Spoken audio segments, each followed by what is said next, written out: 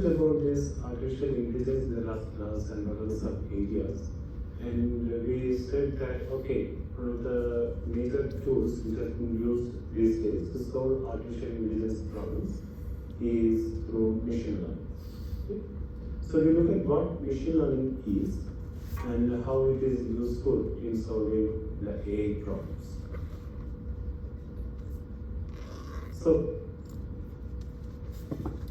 these are some of the most popular quotes from some of these popular figures these days. So they say that a breakthrough in machine learning would be worth 10 Microsoft's. Machine learning is next in the net. It's already one of the most important things humanity is working on. It's more profound than electricity or fire. So there's been huge interest in AI, machine learning, deep learning, and the idea behind machine learning is what Alan Turing proposed in 1947, that we want machines that can learn from experience. So that's fundamentally what machine learning does. It tries to learn from experience, from data. Okay. And sometimes we compare this with the Industrial Revolution. So during the period of Industrial Revolution, so many industries has come up which are based upon coal. Okay. So they used coal as a resource to generate electricity, to run the industries, and so many industries has come up in the Industrial Revolution. It happened around 1850s, 19th century, early 19th century, 1850s. 1850s. 1850s, not Europe before that. No, it spreaded in Europe in that time. England, it came in 1780s, around that. Yeah, maybe around that time. Yeah. So now people compare this with machine learning, artificial intelligence. What do you think is taking the place of coal now? Cool. Renewable. Sorry? Renewable energies. In terms of AI. Semiconductors, right? Okay. So I did not understand the question. Can you repeat the question, please? What is taking the place of coal in the AI revolution? Semiconductors. Okay. Oh. Silicon. Sorry? Silicon. Sorry? Silicon. Silicon? No. Data, right? Data is the raw material that we have now, which we process and get some intelligent information. Right? So, if these other companies are coming up which use data as their raw material, they process data to get some insights into solving several different problems. So data is taking the place of coal now, and some industries are coming up around this. And there are so many different areas in which the machine learning, deep learning techniques have been found useful. So they are found not only useful, so they were initially developed to solve artificial intelligence problems which involves decision making. Okay? So humans have to do a lot of decision making at several points in our life, in our everyday. So similarly, we need machines which is capable of making correct decisions. So they were initially developed as a tool to solve AI problems, but now they have spread across so many different domains, not only in the area of artificial intelligence. There's also problems arising in so many different areas outside AI also, for example, in healthcare, in autonomous navigation, in smart city planning, and also in several systems, e-commerce websites like recommendation systems, and several other websites and several other domains, even science and engineering domains like material discovery in chemical engineering or some material science, or in some in mechanical engineering or civil engineering. So many different disciplines make use of machine learning and deep learning to solve their problems.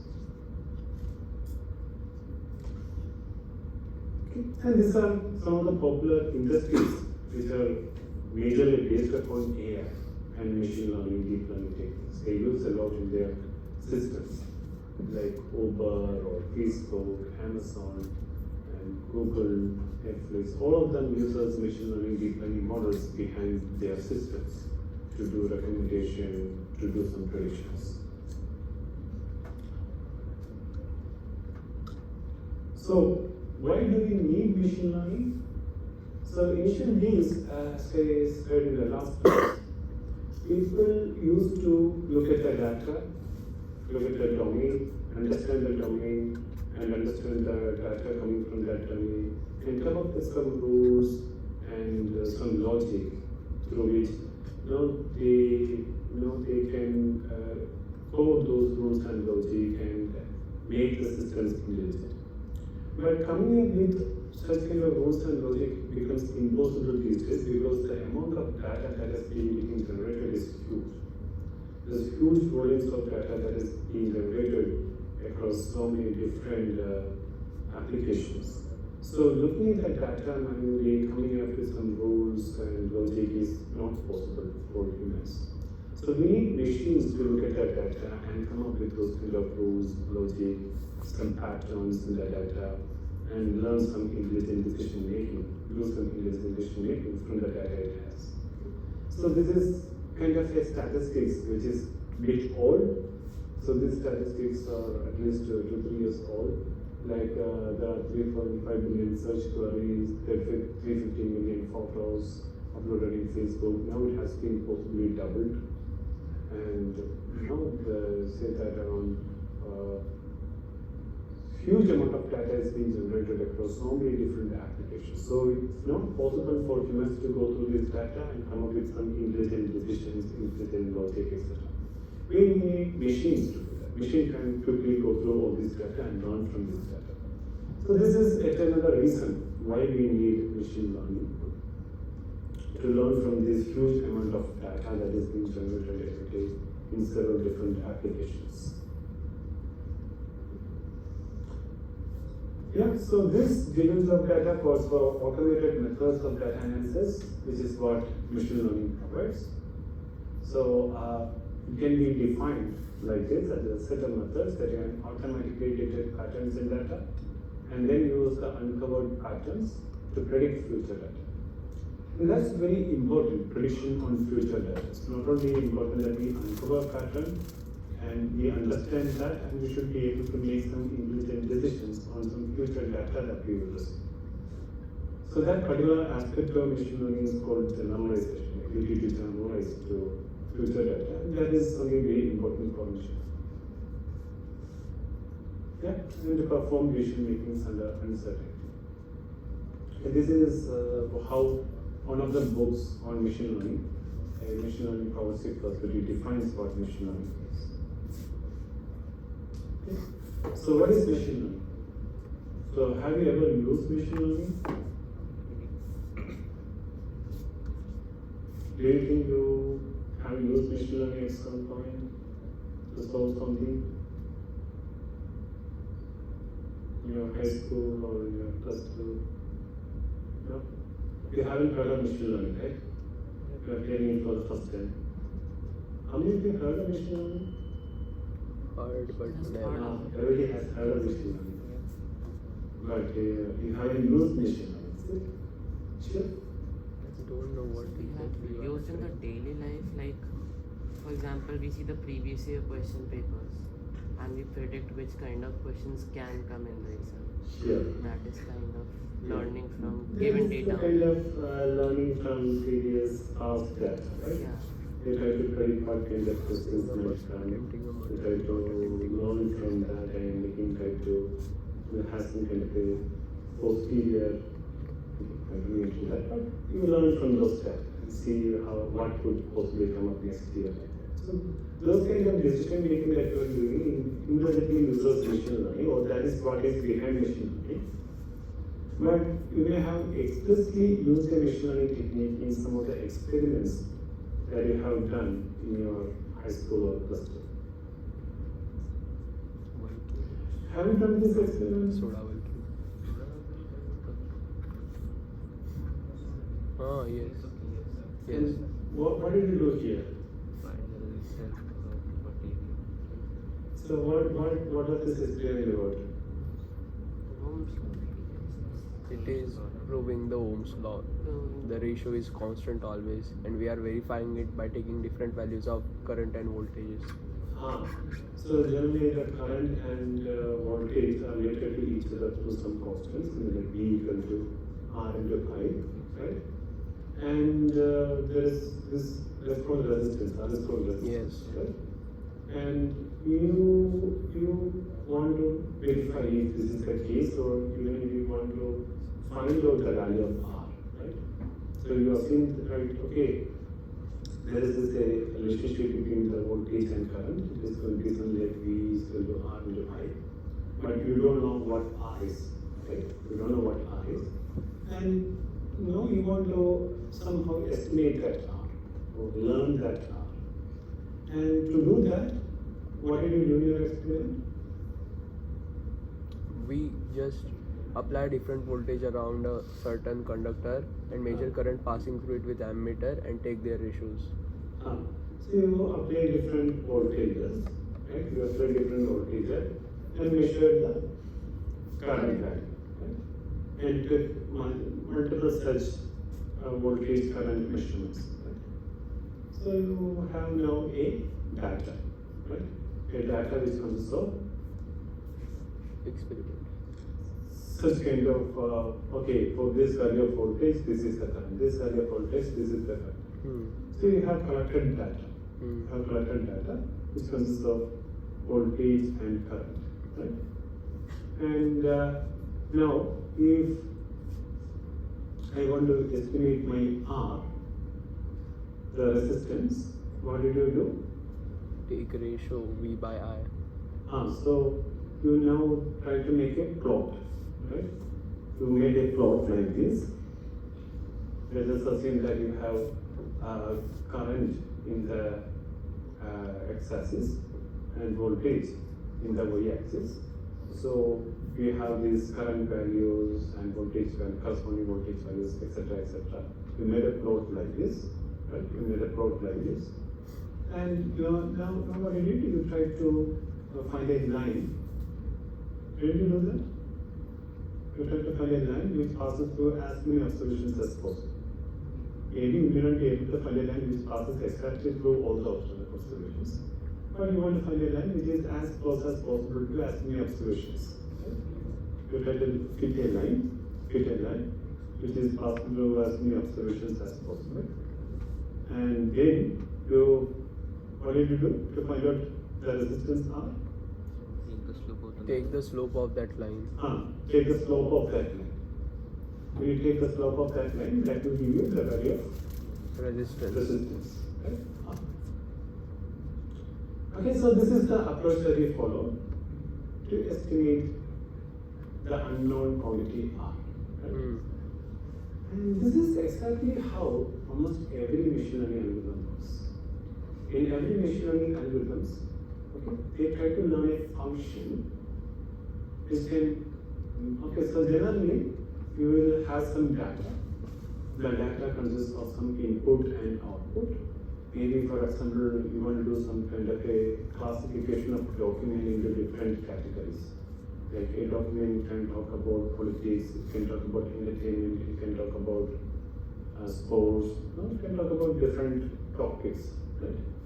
And what happens in typical machine learning or deep learning setup is that somebody uses a data where somebody have labeled as a document as belonging to politics category or sports category or entertainment category or education category, like that. Another document where they have labeled it as, tagged it as sports, document, entertainment, etc. So what you have is some collection of documents and some tag or label associated with each of those documents, whether they belong to sports or education, entertainment, etc. So this document, we call it as input, and this tag or label, we call it as output. And what you want to do is that you want to, given a document, you want to predict what the tag is going to be. What is the category of this document going to be? Whether it is a educational document or it is sports document, entertainment document, etc. You want to predict that for any given document.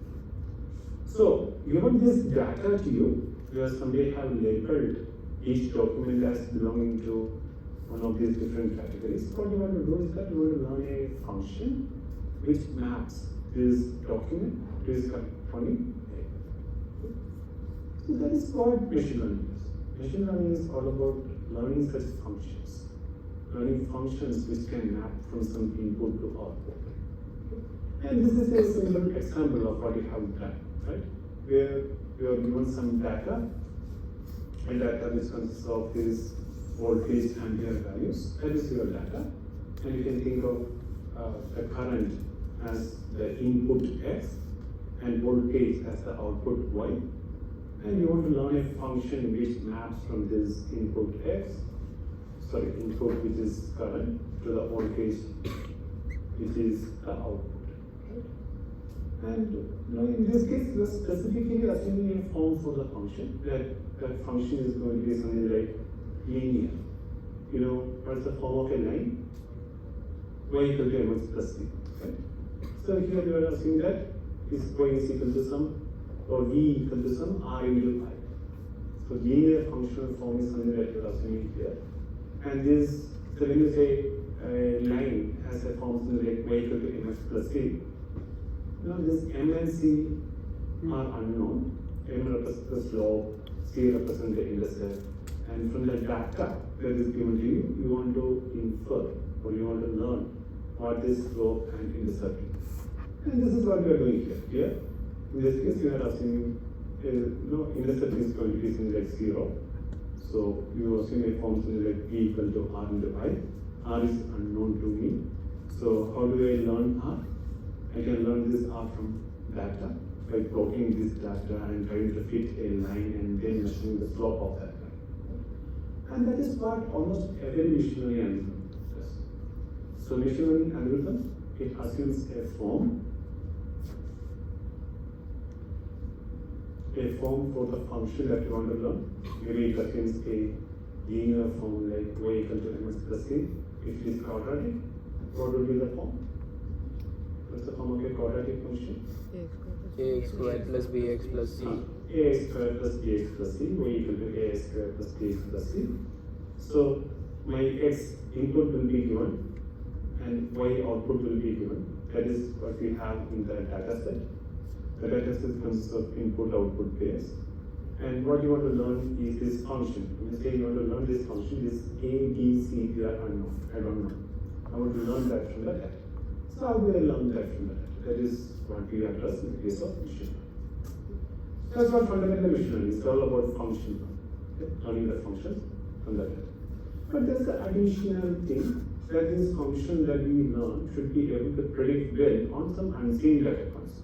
If somebody tells in future, okay, this is the, you should say for some value of I like this, I should be able to predict correctly the voltage value, right? So these functions that I am learning should have that capability also. So that is what is called, okay, the ability to predict well on some unseen data points and ability to generalize. And this is important in artificial intelligence because artificial intelligence systems often have to take decisions on some input which is not seen before, not seen in the training data set. Okay? Maybe an autonomous driving vehicle, you may train that autonomous driving vehicle maybe on some city environment and deploy it in some city environment. You cannot cover all possible city environments, right? There will be some environments it has not seen in its training data set, but it should still be able to make correct decisions, identify right objects. Okay? Even if it is not exactly seen on the training data set. So this kind of capabilities we want in a AI system, and this is the ability to perform well on unseen data points or ability to generalize them. That is important for a machine learning model. So you agree that you all have used machine learning. Okay? Yes. Now for a problem like this, it is very easy. Your input is scalar, your output is scalar. So you can just plot it like this and find out the slope, right? But assume a situation where your input is some 10 dimension. Say, the example I told you. Hello? Yeah, the example that I told you about this document classification. So the document, typical document consists of, let's say, 100 words or 500 words or even more than that. And you can assume each of these words are representing a dimension. You can represent the document as a vector in terms of all these words. And in this giving an example, if you don't, it's fine if you don't understand. So generally, your input is very high dimensional. It will be 500 dimensional, 1000 dimensional. In this case, you cannot simply make it plot like this. As a humans, we can at most view things in 3 dimensions, not beyond that, right? So if you have some high dimensional data, which is often the case, you cannot make plots like this and find out slope or some parameters of the line that you want to know. You need to have a way, a method, right, to learn those parameters. Machine learning provides you some ways, some algorithms to learn these parameters for some high dimensional data.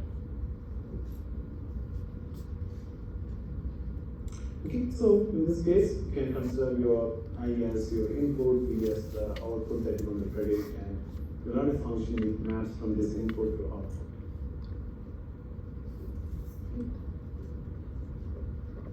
So machine learning algorithms can be seen as algorithms which makes the way that humans learn. So that if you look at possibly the way you may have learned to identify a dog or a cat, somebody as a child might have shown you a cat or a picture of a cat and told you this is a cat, right? Or they have shown you a dog or a picture of a dog and told you this is a dog. When you say this is a dog, that's a label. That's a label that they are providing to an object which is like a dog. And cat, when they say this is a cat, this is a label that they are providing for an object like cat.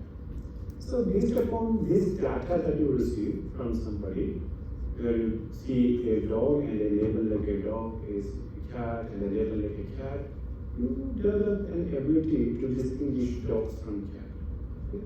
So even if you go in some other place and see a dog, you will be able to see say that this is a dog, right? And you will be able to distinguish dogs and cats well. The humans have that ability to generalize well. Okay? Even if you don't see all possible dogs in the world, all possible cats in the world, the cats and dogs you will be seeing very small. Maybe like 10 different cats and 10 different dogs.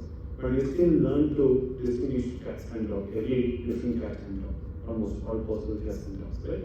So that ability to generalize, to predict well-known unseen data points is intrinsically there in human brain. And we like the machine learning algorithm to have that capability to learn and predict on unseen data points even from some limited amount of data that they provide. Okay, training data. And then we keep on learning continuously over time, right? So we learn, okay, you're always 17, 18 years? 18. So you are not supposed to drive any car or a school bike now, right? But you still can? Yes. Okay. Anyway, we have learned to drive a cycle, okay?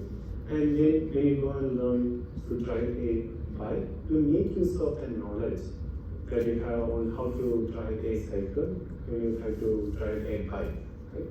So you keep on transfer that knowledge that we have on solving some other task when you want to solve some new task. And you don't forget what you have learned previously, and you transfer that knowledge what you have learned previously to solve some new tasks, and you keep on learning over time. So we want our machine learning models also to have these kind of capabilities. And that's a research area also, continual learning. It's called continual learning, and we are working on continual learning. So, yeah, so basically we want to learn from this data and how do we create computer programs to learn from some data that is given to us. So this is again something I showed in the last class. This shows fundamentally the difference between a machine learning approach versus traditional programming approach. Where in the traditional programming or the way AI systems were programmed in the 1980s, people try to understand the logic behind some decision-making process. Okay? Understand that, okay, collect some data, understand how this data performs, and then try to come up with some set of rules, logic, and code that rules and logic into a program and have these AI systems make decisions based upon those coded rules and logic. Okay? So that's how the traditional programming works, where you provide the rules and logic in the form of program, and then for a given data, it predicts some output. But in machine learning, what you do is that you let the computer learn that rules and logic. So you provide the data, which consists of some input-output pairs, and then let this AI system come itself with some rules, logic, through which it can make some correct decision making. So this is how it differs. And know that AI, machine learning, so they are known in different names, okay, all throughout the last few decades. Some people call it as pattern recognition, which is also nothing but machine learning, and statistical learning, etc. So all these are different names for machine learning.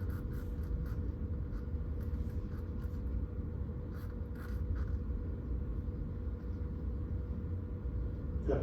So for last two decades, definitely machine learning approaches have been the most prominent approach that people have been using to solve problems in AI, which involves computer vision, language, speech, game playing.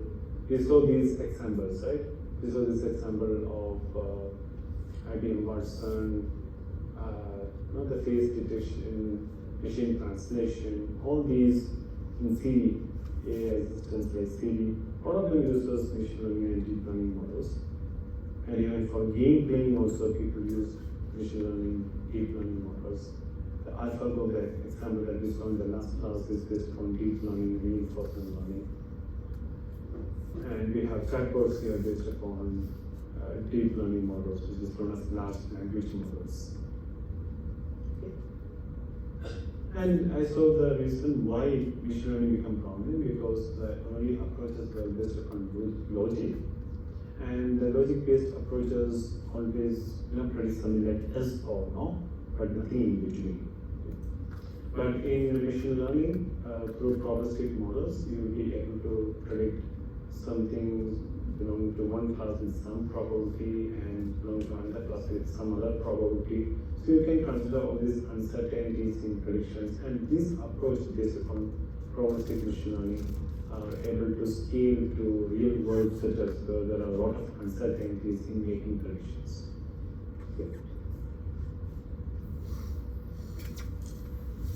Okay, so this is important. Machine learning focuses a lot on developing algorithms which can perform well on future unseen data, and that is known as generalization performance in machine learning.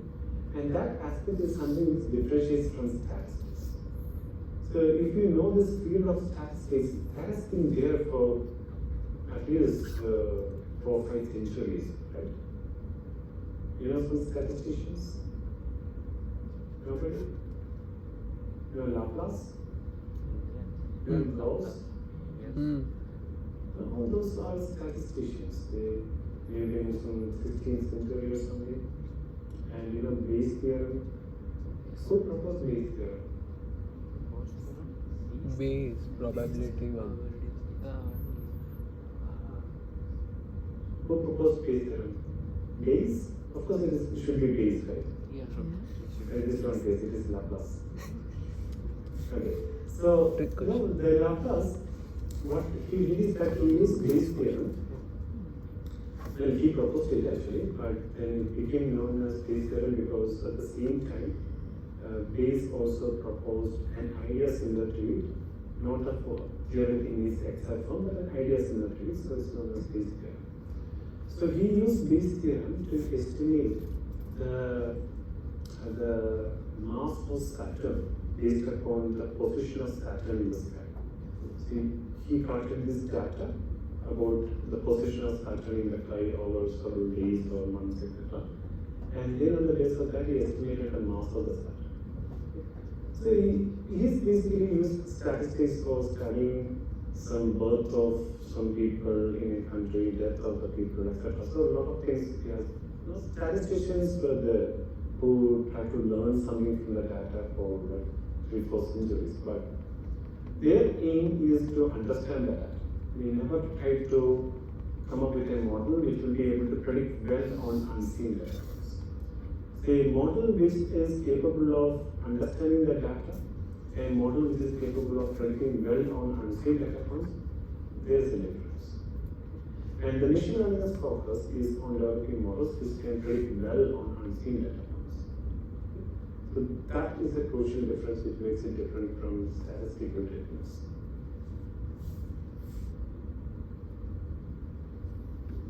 As I said, it's quite interdisciplinary area that's been used for several different domains, disciplines like science, environment, manufacturing, marketing, management, finance, etc. So that's a very interdisciplinary area, and it has all its applications in several different domains of science and engineering. And this is a typical machine learning system which you can see in practice. So generally, when you want to develop a machine learning system, if you go back to our example of this resistance, voltage, current, what is the first thing you did? Take different readings. Collect data. You made these readings of voltage and current, which basically consists of data collection. Data collection. So that data collection depends upon the problem that you want to solve. Okay? So depending upon the problem that you want to solve, you want to appropriately collect that data. Right. Document classification, you will collect the data which consists of several documents, and you assign a label to each of these documents whether they belong to sports and etc. So that's the process of data collection. So depending on the problem that you want to solve, you collect the data. Maybe like face detection problem. You collect a lot of images and tag those images with a label of certain different people which are present in that image, or different objects which are present in that image. So that is what you do when you want to do a face detection algorithm. So you collect data depending upon the problem that you want to solve, and then you prepare data. The prepare data means you want to represent data in some form for the machine learning algorithms to consume. So often machine learning algorithms are developed to process some vector data or matrix data. So you try to represent this data in the form of a vector or a matrix. Okay? So if it is like a document classification, if you look at the document consists of some sequence of words, sequence of collection of words. But no, you need to represent it as some vector. Okay? And the typical way you represent it as a vector is that you represent it as a asking the total number of words in your vocabulary is something like V. So the way you're going to represent that document is a V-dimensional vector, right? Where each element of that vector takes a value like 0 or 1. 0 means that word is not present in the document, 1 means that word is present in the document. So this is known as a binary representation of the document, where you represent the document as a V-dimensional vector, binary value vector, where each element of that vector tells us whether a particular word is present in that document or not present in that document. So you need to prepare your data. Basically, that is the next process after you have a data collection. You need to represent data in a form where the machine learning algorithms can consume it, right? So you go for a vector representation or a matrix representation of your data, or a machine learning model to consume and learn from that. And sometimes before applying a machine learning model, you do some sort of a exploratory data analysis. For example, if it is a simple data like your input is scalar, then you could just plot it with x as input, input as x-axis and output as y-axis, and see how it looks, right? So those kind of exploratory data analysis you can do, and before applying a machine learning model. And then you apply a machine learning model, and the model learns a function which can map from some input to output, or it can separate some data points from other data points. You'll see that. And then you might visualize and see how well it predicts, etc. So these are the typical steps which is involved in the machine learning process. Okay. And now we look at an overview of different machine learning methods. Okay. And so generally, the machine learning methods can be classified into two: supervised approaches and unsupervised approaches. So now, I said that in the case of document classification, okay, somebody gives you a data, a labeled data, where somebody have tagged a document as belonging to one of, let's say, k different categories like sports, entertainment, politics, etc. Right? So if somebody gives you that kind of a data where they have labeled it as belonging to one of these different output categories, that is a labeled data that you are giving, where you know this is typically comes under a supervised learning setup, because there is a supervision. This is in the form of some labels, right? For example, this name basically comes from the way these children is taught to distinguish cats and dogs. Right? If somebody gives them a label, like showing a picture of a cat and say this is a cat, and showing the picture of a dog and this is a dog, so somebody is giving that supervision, some labels to a child to distinguish cats and dogs. Right? So in supervised learning, the data consists of some labels which somebody gives you to distinguish different categories of input, right? If it is document, you want to categorize them into politics, topic, politics, sports, entertainment, etc.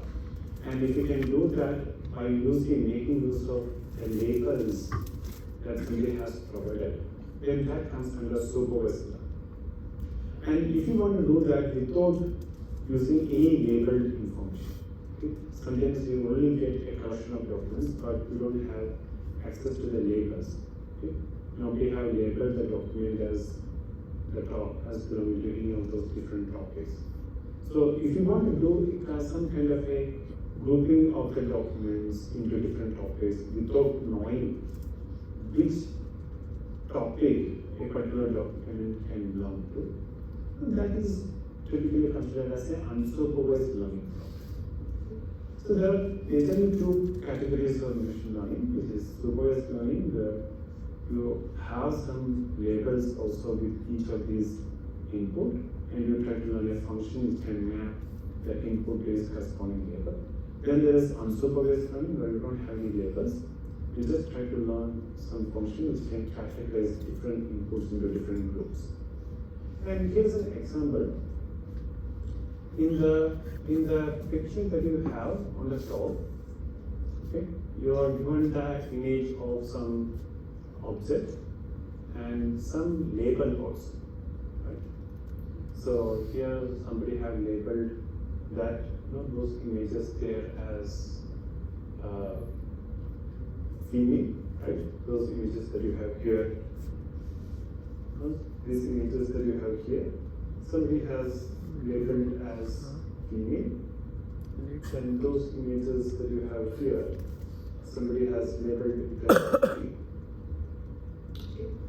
So now, if we have this kind of a labeled data, your objective is to learn some function like this, which can separate males from females.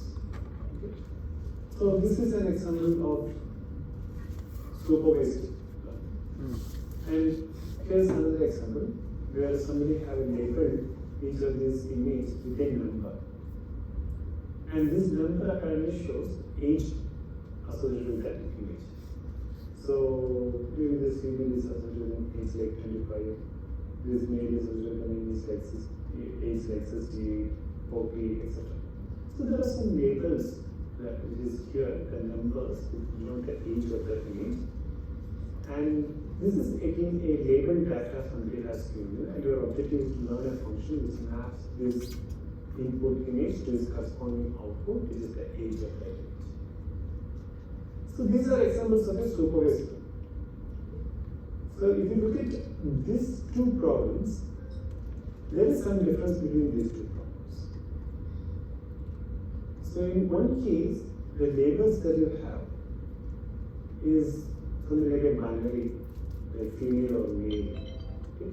And in the case of document classification, it could be like one of 8 different topics. It could be sports, politics, entertainment, etc. Let's assume that there are 8 topics. It could be a label which is one of these 8 different possibilities. If you look at here, the label is a number. A number, it can be something like 25.5 or so, 17.8 or so. It can be a number. Or more specifically, it will be some sort of a real valued number. So here the labels are discrete. Okay? It will take one of 8 possible values, or in this specific example, 2 values. But here it will be a number which can take possibly infinitely many values. And depending upon this nature of the output, okay, whether it is discrete or whether it is real value, you have 2 types of supervised learning problems. One is called classification, where we want to classify or categorize your data point into one of those 8 possible classes. And another one is called regression, where you want to predict some value, real value, associated with each of those inputs. Okay. So these are 2 categorization of machine learning, supervised machine learning algorithms, classification and regression. And you will use different algorithms for performing classification and regression. And coming to unsupervised learning, if you look at this picture, you don't have any labels, unlike here, right? There are no labels associated with these images. Okay?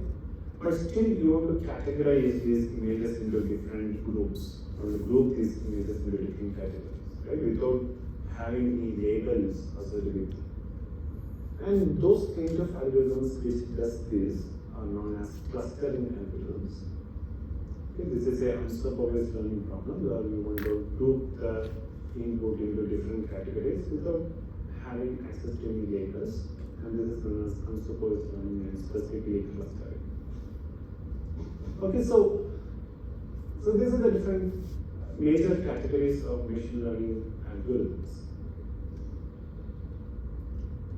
And there are several other variants of this also, like reinforcement learning, semi-supervised learning, etc. Which is okay, you don't have to understand that. So, any questions on this?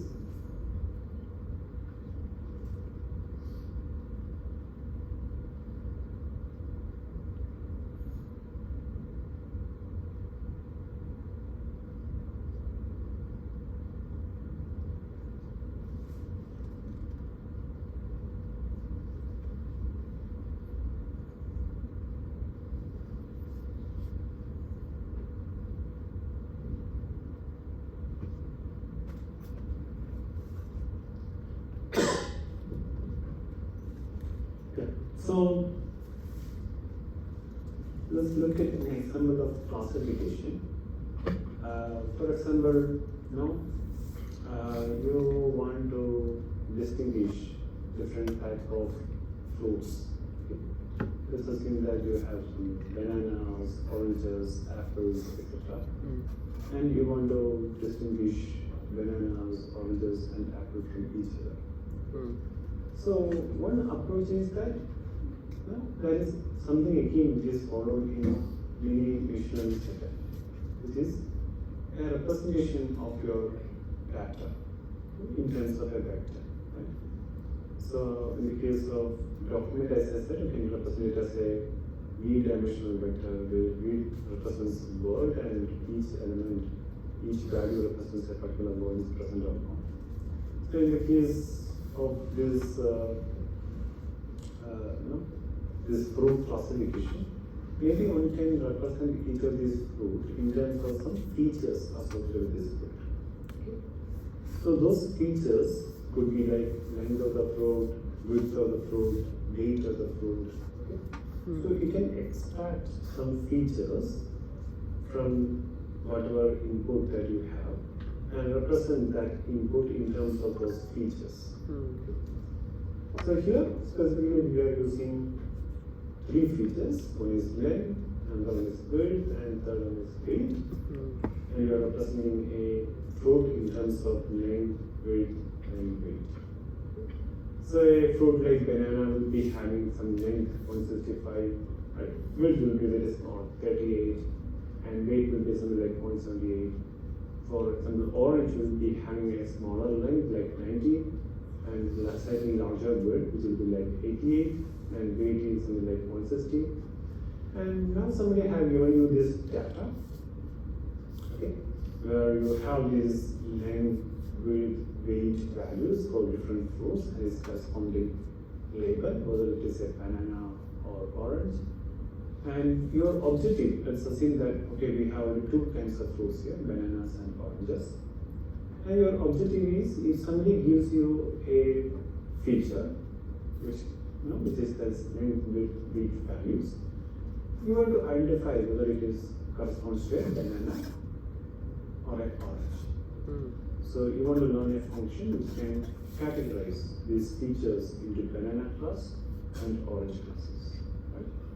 So given this data, your aim is to learn a function which can differentiate the inputs corresponding to bananas from inputs corresponding to oranges. And what could be simple possible function from this data? What do you think could be one such function?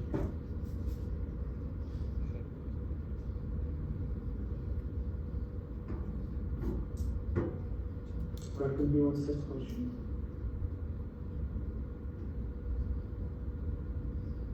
The simplest function you can think of is something like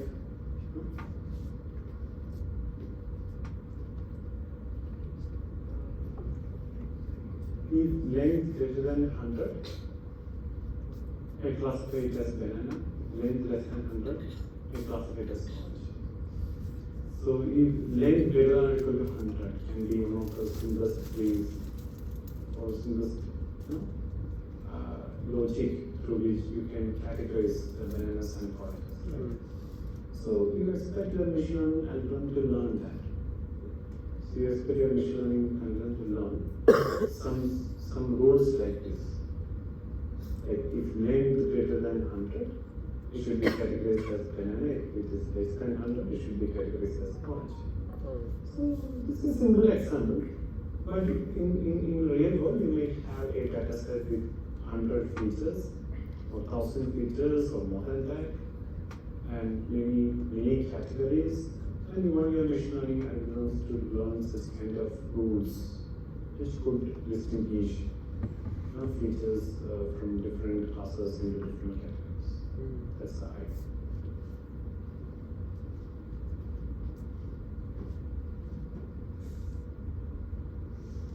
So here is another example of classification.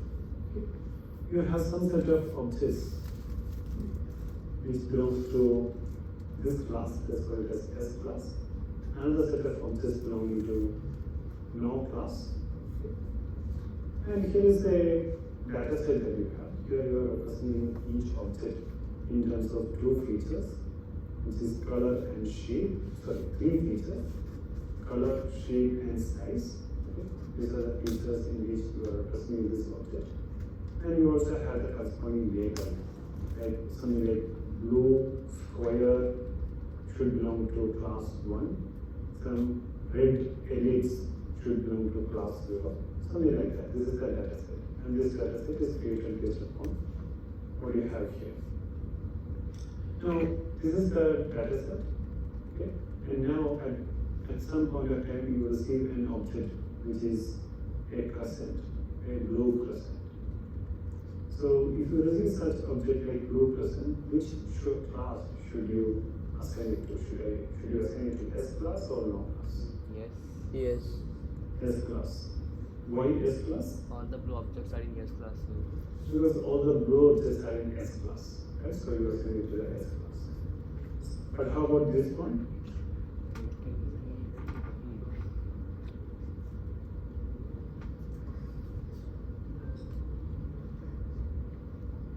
Which class do you want to assign it? No. No? Why no? The S class has yellow objects in it, but they are all ellipse. But no has yellow, but they can be different. So if you look at the shape, both the classes have this shape, right? not yellow. But maybe like there are more yellow objects in no class than in S class, so you may want to categorize that into no class. But still it is not like a clear Distinction. classification decision as you have the case of present. The case of present it was clear. Right? It should all belong to S class. But it's not as clear in the second case. How about this one? Yes. Yes. Hmm? Yes. Yes. Yes? Sure. It's blue, so it should. Because we see the same object here, right? In But no there are no class. blue objects in there. No class, so it should be. But there are no these kind of objects in S class. But if you are categorizing by color, should go. We don't say anything about that. But we categorize this based upon all these features, color, shape, size. These are the features we are considering. So to which class should you belong? Ambiguous. Because we need more data. More data required. Okay, so you cannot come up with a one decision, right? So it can belong to both these classes based on whatever data we currently have. It can belong to both S class and no class. Okay, so probability, so you cannot say if it is logic, you have to say it should belong to one class or the other.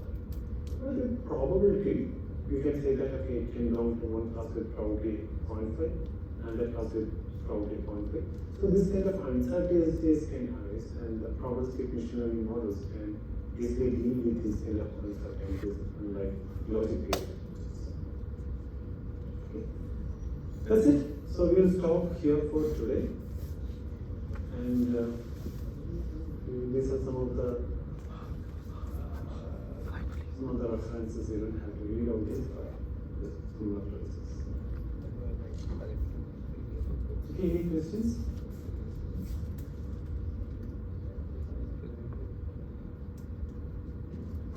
So in the slide that had classification based on supervised and the slide in which you classified them as male and female and other had some numbers. Yes. In the second one, regression one, what are we exactly finding from that data? So you're trying to predict that value, 81, 22, 40, etc. So the input, which is some kind of a shape like this. Okay, so by looking at it, we are predicting the numbers. This age. Okay. Nothing else.